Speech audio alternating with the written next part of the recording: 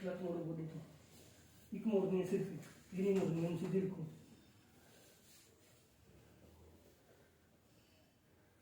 Relax कर दो body को, रिलैक्स कर दो, रिलैक्स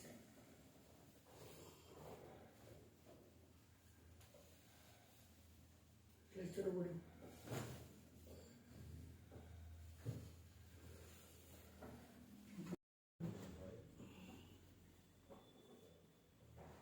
रिलैक्स कर दो बॉडी के लिए। हमारे लाती छोड़ दो, ढीली छोड़ दो, लट घबराओ ना, कुछ नहीं होता, रिलैक्स कर दो। सीधी रखो ना, सीधी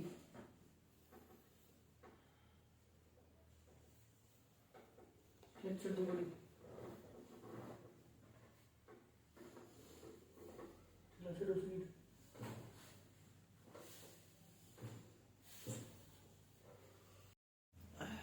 हुण बिल्कुल झुकिया जा रहा है, ठीक, कोई पेन नहीं है। कितने टाइम तो पेन हो रही थी? साल हो गया, साल तो बाद हो गया, साल तो ज़्यादा हो गया। अजे तक कोई सीटिंग की आप? एक सेटिंग हुई है। कोई पेन है हुण बैक च? बैठ के उठ के देखो इधर,